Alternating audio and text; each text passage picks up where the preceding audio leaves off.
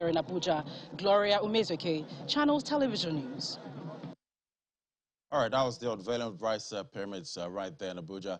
Anyway, let's get to our first conversation now. We see digital credit, a fast-growing phenomenon in many emerging markets. We've seen digital credit, which refers to credit products, including digital payments, products such as mobile money that are delivered fully via digital channels such as mobile phones and via the internet. These are usually referred to as unsecured cash loans, and they do come with risk, as lenders often have little or no credit history to use to make sound lending decisions. For more now, we have Damilola Aluede, Managing Director at Periculum Nigeria, to tell us more about what Periculum is doing to solve these issues. Great to have you in the program. Yeah, thank you very much, Lad. Good morning. Good morning. So digital lending, quite a risky venture, for lenders. Tell us about, what Periculum does to make this actually easier for them, noting that most of these loans are quite unsecured. Okay, yeah. So Periculum, we're a B2B fintech, and today we provide a digital credit assessment infrastructure. The idea is basically to help lenders and financial institutions to make more informed and better credit decisions, and also to improve their risk management outcome, leveraging data analytics. And like you've said, the digital lending is now, is the order of the day.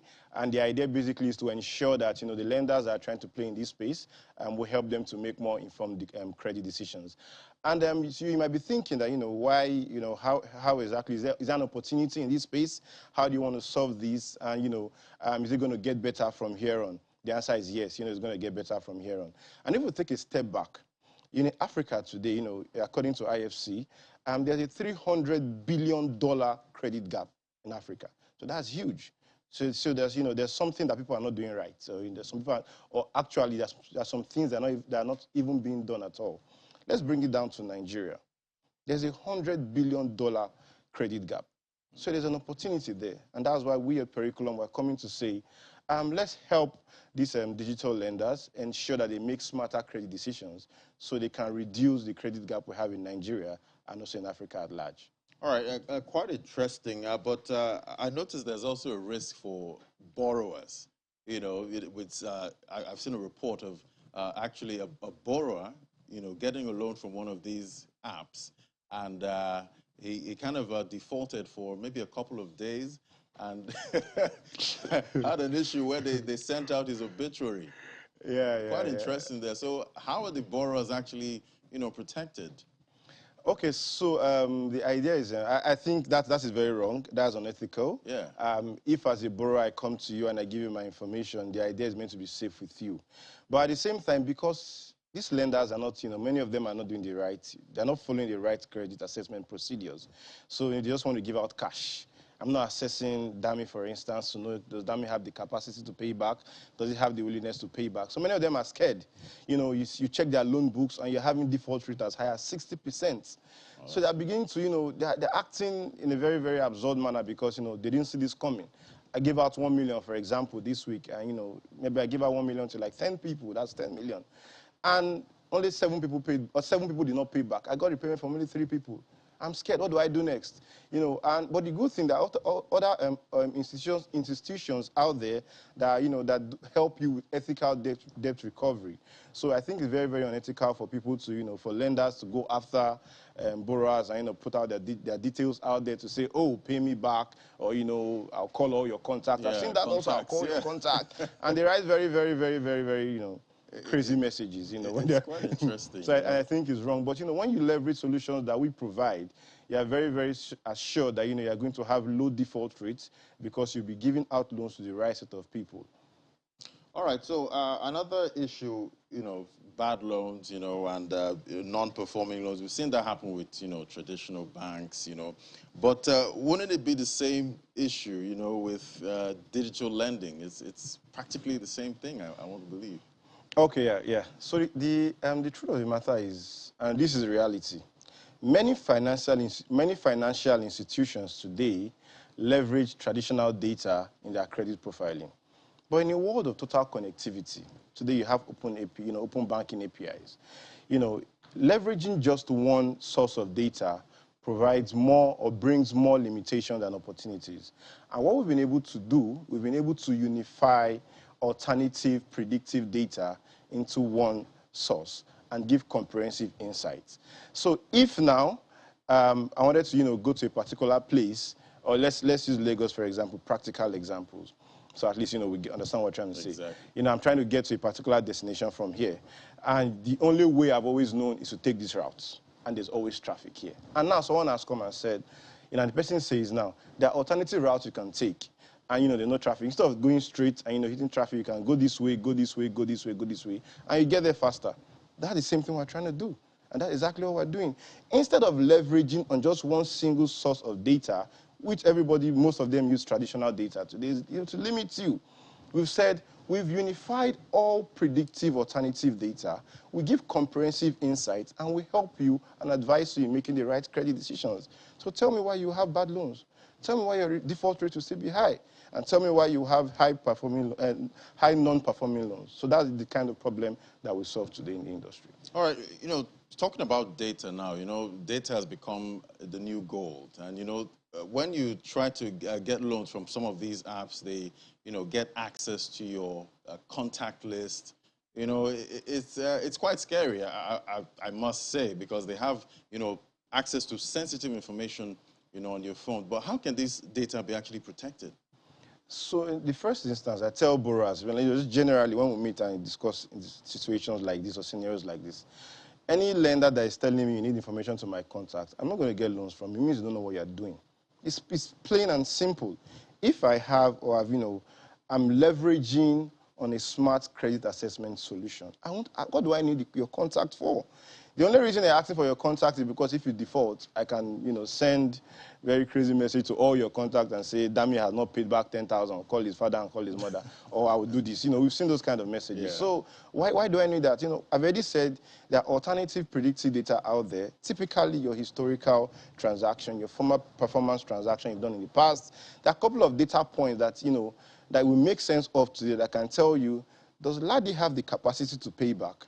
Does Ladi have the willingness to pay back? If the answer is yes today, then I'll give you loans. I will not be having, I don't need to have access to your contact.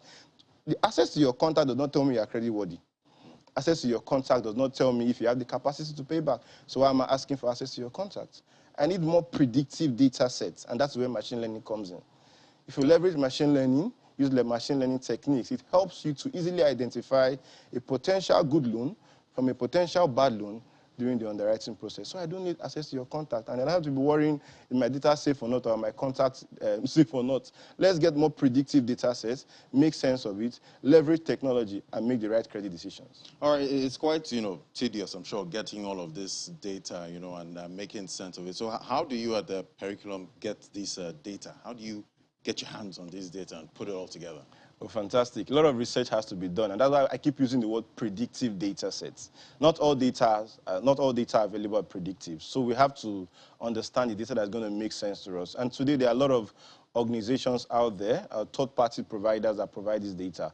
And what we've done is, and I mentioned earlier that a lot of these financial institutions, if you understand consumers' behavior, and you leverage technology, you will know the data that are predictive. So to answer your question, how we get hands on data, we've partnered with a lot of organizations that provide data providers, and we aggregate those data. So we understand data that are predictive via machine learning. We understand data that are not predictive, so we don't need them to build anything.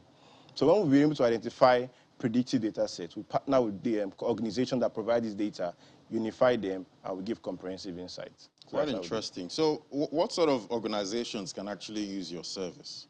Okay, so there are a lot of organizations that can use our service, starting from commercial banks, because they give out loans.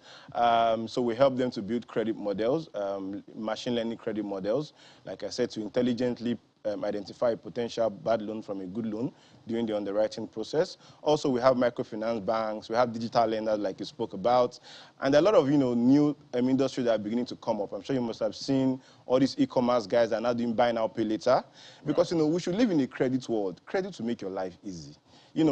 If you want to buy that your dream Benz now, why do I have to save 30 million to buy that car? When I can just approach somebody and the guy tells me, take this car, brand new car. I'm talking about brand new here, and should not, let's not be talking of used cars. You get me? You know, take this brand new car and pay over, maybe, you know, if you live in a credit world, you know, my child wants to go to school, I should not be cracking my head. I'm saving for school fees. I should be able to approach somebody and tell, you know, this is my data, you know, have access to my data, make sense of it, and, you know, give us this loan. So let's, you know, and because they don't have this infrastructure is not in place, a lot of these financial institutions don't have access to this infrastructure, they don't leverage it, so they're not giving out these loans. So that's exactly what it is. So we talk about commercial banks, MFBs, guys into buy now, pay later. Now we have travel now, pay later. I want to book a flight now from here to Abuja. I'm looking for, head is like, from maybe 100K plus. I don't have. I should be able to go to a site, you know, one of these guys, one of these airlines apply. When I come back, I pay you. I'm creditworthy, you know. I just don't have, you know, I'm not just liquid now. Doesn't mean I can't pay you. Right. So those, you know, those organizations are beginning to come up, and we're helping them to, you know, assess, you know, the right people to give loans to. There's also a new industry, a new organization, a new sect we've identified that we're working with, the embassies, because we analyze data. And, you know, in our world today, if you want to fortunately for us, if you want to travel, you have to get a visa to most countries, at least those European countries. Right. And embassies will tell you, bring your bank statements, you know, standard. And what you see, I'm sure you're also aware, is that a lot of guys, when they want to, you know, apply for a loan, they get funds from somewhere that God knows where, and they, you know, put in their account, and the embassy sometimes fall for it and things like that. You know? But it takes a long time. The guy has to manually sit down, go through your bank statement one by one. That's what they do today. And say, okay, this guy has a salary, blah, blah, blah, and things like that. You know, with technology, real time, we can analyze that bank statement for you real time. What would typically take maybe that guy maybe 1 hour or so because he's not a professional, we do it real time. So we've saved you 2 hours of your time. At the same time, it picks out some sensitive things that they're not able to pick out. You know, fund recycling, inflow into your account that was actually not your own, because our technology would have told the guy that this guy's average balance is 400K. He wants to apply for visa now, he's showing 4 million. Where did that come from? So those are the kind of, you know, comprehensive insight that, you know, manually you will not pick up. And if you want to even pick up manually, maybe you have to open an Excel sheet, start sweating, you know, using formulas and, you know, using 2 hours. And, you know, you have a technology that is telling you real time. I can tell you that Dami inflated his bank statement. Don't give him a visa. Those visa applicants will not be a fan of yours. Yeah, they won't be a fan, but at the same time. That's for sure.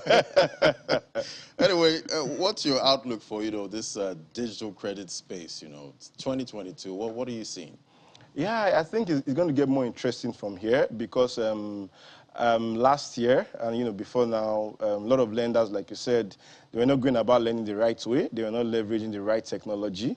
But, you know, we've come and we're here to tell you that, okay, don't be scared, relax.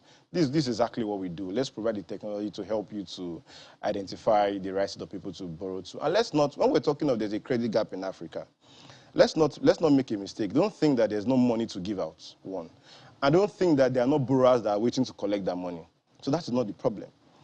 Practical example, Ladi, if you stand at the entrance of this office and you wave 100,000 and say, oh, I have 100,000 to give, who's interested, and you pay me 10%, you know, just an example, 10% by this time next week. Trust me, before 2 seconds, someone will grab the money and say, I will pay you back. But your own fear will be that this person that just collected my money, can this person pay me back? Does he or she have the capacity to pay me back and the willingness to pay me back? It's not as if we don't have borrowers out there waiting to close that gap. It's not as if we don't have lenders that are liquid to give out the cash. Commercial banks, you've seen their books, you know, it's public. They are very liquid. You see them declaring profit of 200 billion. You know, you've seen it now. But they don't want to lend, or they shy away from retail lending because they struggle to know the people to lend to. Because today, imagine if you tell someone that, I can assure you that if you give out this money, you are going to get it back. 99% sure you get it back. I'll give out the money. And that will close the credit gap. So the issue of the credit gap of 300 billion or 100 billion, as the case may be, is not because we don't have guys. I know a couple of lenders last year, they didn't exhaust their lending budgets.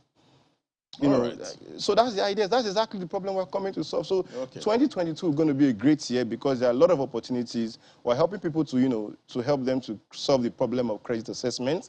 And at the same time, we're also opening other industries, like I talked about, buy now, pay later, travel now, pay later, and also the embassy. It's a big industry. So it's a big industry. It's going to look, looking good for 2022. You have your work cut out for you. Thank you so much for coming on the program. Thank you very much. Managing Director of Periculum, Nigeria. Great to have you. Thank you very much. All right, we'll take a break now. When we come back, FX Commodities Market Update is next. Do stay with us. This is Business Morning.